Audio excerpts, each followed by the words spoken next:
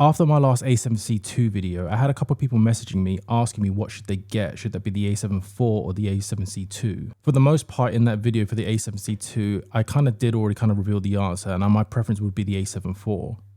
But I figured I'd just do a follow-up video just to get into the more nitty-gritty, into the details as to why. First off, the most obvious difference to compare to is going to be the body design and handling. So the body design, as you can see here, they're pretty much the same size when you're looking at it directly from the back. As I said in my A7C II video, it is essentially the same dimensions, except that the viewfinder has been lopped off the top. And they've just moved a smaller viewfinder over here to the top left. The trouble is though, with a smaller viewfinder here on the top left, the viewfinder is of lower quality. The A7C2's viewfinder is 2.36 million dots, whereas the A7 IV is 3.69. So it's going to be a higher quality, a larger viewfinder, and much easier to use than it would be on this. I actually never find myself using the viewfinder on this at all. I do actually use the viewfinder on the A7 IV occasionally, but that's just like on a very sunny day. But I've never actually done that on here just because the viewfinder is so small, it's so uncomfortable. I'd rather just use my hand as a shade, cover it on the back of the screen and just deal with it that way. But just as you can see on the side-by-side comparisons, they are actually very similar. Here's a top-down view of the cameras as well. In terms of the thickness, if there are any physical differences, they're negligible. I don't actually know the paper specs on this, but it could be millimeters difference, but in reality, you don't really feel it. The grip is much smaller on the A7C II, so that is something that I do acknowledge when I pick this up like this. Where I pick up the A7 IV, it feels much more secure in my hands. But as you can see from the visuals, the side-by-side comparisons are not huge.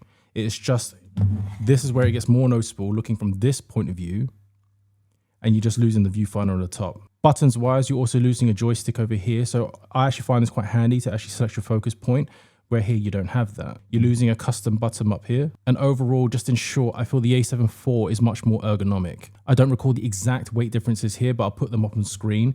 But in my hands, there's not that much difference at all. Now, when it comes to the ports and media, this is another instances where I just feel the A7 IV just beats the A7C II. On the A7 IV, we have two SD card slots, both UHS 2 compatible.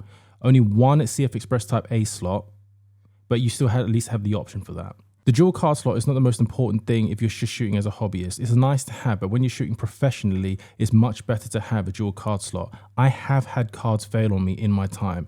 Media does fail. Hard drives, SSDs, and SD cards, they all will fail at some point or another.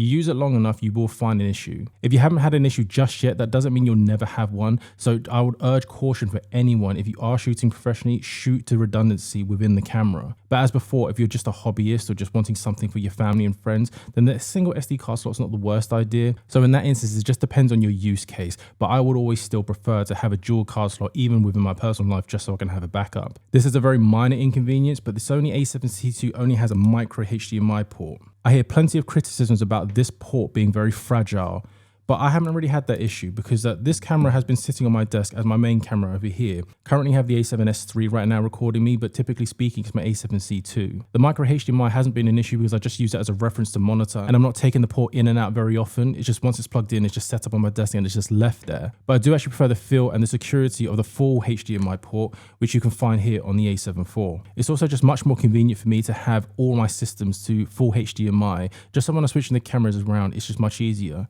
Because right now is a bit of a nuisance having to switch out the HDMI cable as well as my camera just so I can record this video. Both cameras are actually using the same 33 megapixel sensor, so the image quality, noise performance are all the same. Except the one difference is that according to the reviews, they do say that the A7C II has an updated color science. I personally haven't noticed a huge difference between the image quality for that. And if there is a difference, it's negligible, and you can always tweak those things in post anyway. There's also been a slight improvement to the IBIS on the A7C II, but again, it's negligible. I've not noticed a huge amount of difference. When it comes to photography, I am not actually using that slow of a shutter where I actually need that much IBIS performance. If I get down that low, usually I'm on a tripod anyway, but where it does become important is for video work.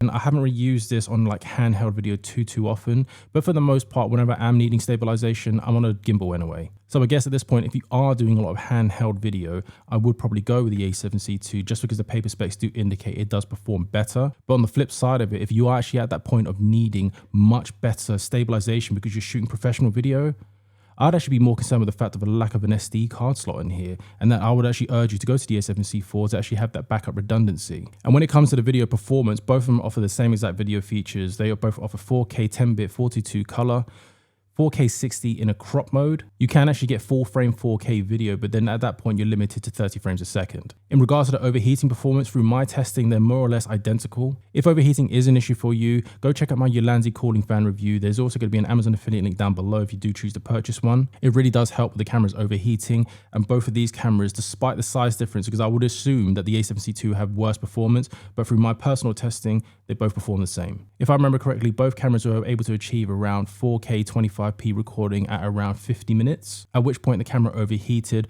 But reality is your mileage will vary depending on the frame rate that you're shooting in and the environments. You could take that as a benchmark, but more importantly, it's just the fact that both of them perform very similarly to each other. Here in the UK, the price differences between them are very comparable. I believe that the A7C II is around £2,000 and the A7IV is around £2,150. This is the prices that I just saw on Wex. However, on the used market, the Sony A7IV is roughly around £1,700 to £1,800. And the A7C II is more closer to like 1,600 to 1,700. So if I was to choose between the two cameras, my personal choice would be the A7 IV, but that is only because I shoot professionally. So if I was to actually go out on a shoot one day using my A1, but for whatever reason it died, I would then feel comfortable to pick up the A7 IV knowing that I can get through that professional job. But when it comes to the A7C II, because of the lack of the dual card slot, it does put me on edge a little bit. But because I shoot professionally and have access to like the Sony A1, the A7 IV, the A7S III, there isn't much of a benefit of me having the A7C II right now. Yes, the camera is technically smaller, but as you can see here in the visuals, it's not actually that much smaller. So when it's slung to my neck, I feel the weight dragging from the lens more than the camera body. I left the 24-70 on this camera deliberately just to illustrate the point that if you're going to be using this camera for its full frame ability and you want the best lenses on there, you can't get away from the weight issue. It's always going to be present. But admittedly, if I was not shooting professionally at all and I had a job in a completely different industry, but I just wanted something that I can carry around with me to capture my friends and family, I would probably opt for the A7C II just because it looks mildly less intimidating.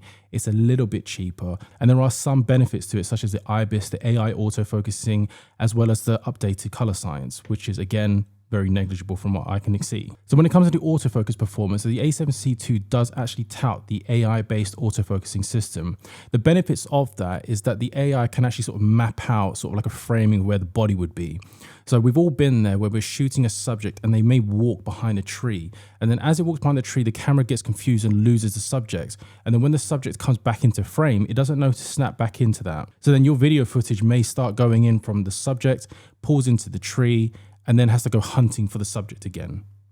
Whereas the AI-based autofocusing, when something comes in front of your subject, it would actually know to ignore it and actually kind of like look out for the framing of where the body would be. So when the body comes back into frame, it will just continue on with the autofocusing. So it is a little bit more intelligent. But from a photography aspect of it, it's not a big issue. You can always just refocus as soon as the subject comes back into frame. You just have to manually kind of trigger the autofocus to go back into it. But in terms of the autofocusing speed and the tracking itself, I haven't noticed a huge speed difference. It's just like the decision making has like slightly changed. But then you as the user could actually kind of compensate for the lack of AI, and you can actually kind of pick up on that when it comes to photography. On video, I have to admit, it's much more handy having the AI system handle that for you. So when it comes to my personal preference between these two cameras, my personal choice would be the A7 IV. I just overall find it a lot more useful to me. The benefits of the A7 IV outweigh the negligible size and weight savings when it comes to A7C II. I can see the appeal for the A7C II. It is actually a very solid camera. I'm not knocking it in any way, but what I will say is just the size and weight benefits have been oversold in all the reviews that I've seen. If size and weight is actually a factor of a consideration for you, I would actually be more inclined to encourage you to go to APS-C rather than going for the A7C II. When you go down to APS-C, it's a cheaper system to buy into. The lenses overall will be much smaller. And I know it sounds like I'm really talking down this camera throughout this review, but I do actually really like it, and I would actually like to keep it. But I am just thinking on balance of how much this camera has costed me. I'd much rather take that value and put it to something else much more useful to me. So in short, if you have access to other cameras, don't worry about the A7C II. But if you're buying into the Sony system for the first time, I can understand the appeal. You can't go wrong with either one of them. My preference will still probably lean towards the A7 IV, but the A7C II, I can definitely see why someone would want that. So in closing, if you have access to other full frame cameras to use and you're just looking to downsize a little bit, you're not going to reap the benefits of a downsize when it comes to A7C II because the size and weight savings isn't that big. But if you're someone buying into the system for the first time, I can definitely see the appeal of going for the A7C II over the A7 IV, but that would just be down to personal preference. But my personal choice would be the A7 IV. Overall, hope that video helps. Cheers for watching.